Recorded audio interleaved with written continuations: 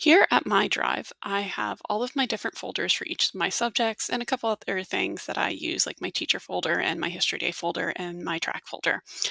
I have each folder color coded, just makes it easier for me to see. And any folder that has a little person icon means that's something I have shared with other people. I'm going to look at my civics folder, and each of my folders are uh, organized in the same way. So I have each of my different units, and then I have my seating chart, miscellaneous, final, DBQs, and bell ringers. And within each of my units, I have all of my different lessons for that particular unit. And if these are chapters, inside that I have all of the lessons, and then I might have vocabulary review. But it just helps me stay organized, helps me find my things easily, and I don't organize my lessons with colors. I just do that for my main folders. So go back out, and I can just go out to my drive, and then I have all of my folders. The other things that you can have with your Google Drive is that are a little bit new is now you have this home thing, and then this shows you all of your recent things. And sometimes it shows you if it's something you open a lot, like my bell ringers here. I open this every morning. It usually stays in this spot because I use it so frequently.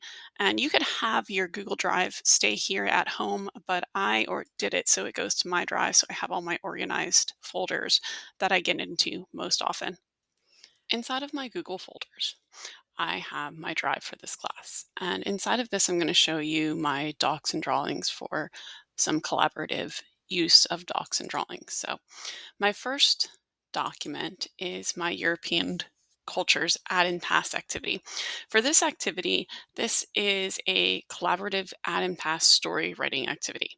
So I would have my students choose one European culture, and the first person uses Pexels or Pixabay to find an image of from the country. So, for example, I could find an image of the Eiffel Tower, a famous landmark, an important city, traditional celebration, or another feature.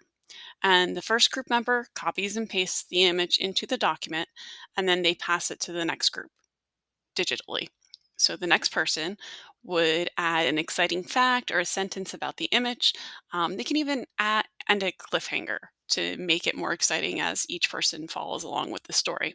So the following person adds the next sentence and a little more, and so on until the whole group finishes the story.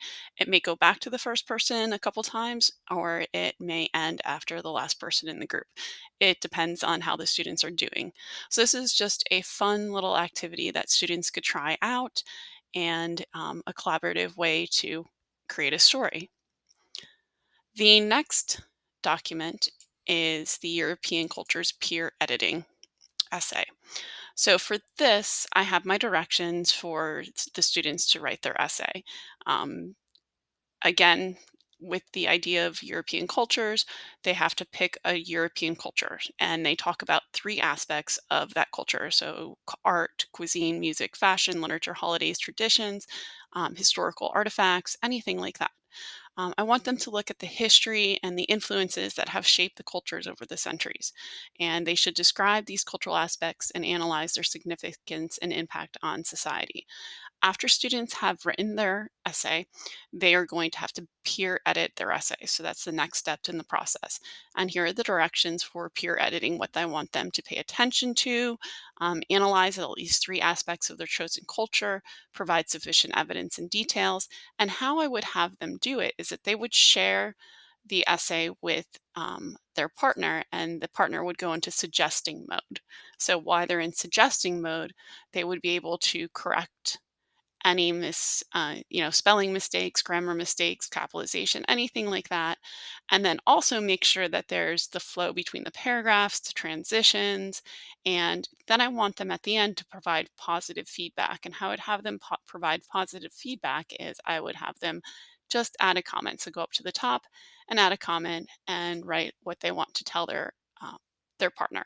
They could also add comments throughout, to ask questions, to say, hey, I'm not sure what you're meaning here, is this what you mean, to ask for clarification or anything that they need. And then once that student is done peer editing, they'd return it back to the original student, who would then be able to change all of the edits and to see the positive feedback before they turn it in for their final project to the teacher. And then the last assignment here is a Google Drawing. So this, in another direction, with my civics classes, we've been talking about the House of Representatives and the Senate and the varying roles of this. So I created a Venn diagram in Google Drawing, and the students would be able to share this between each other. And one student would be responsible for putting information in about the House, and the other would put in about the Senate. And then together they would write the shared powers that each house has. So, a way for them to visually see what are the powers of each house in the in Congress. And um, you could do this on paper, but Google Drawings lets them keep it forever and to like very easily share and collaborate and edit. They can even do it at the very same time with this. So those are three things that students can do. The Google Cultures Add and Pass activity, the peer edited review, and then a Google Drawing with the House of Representatives and the Senate.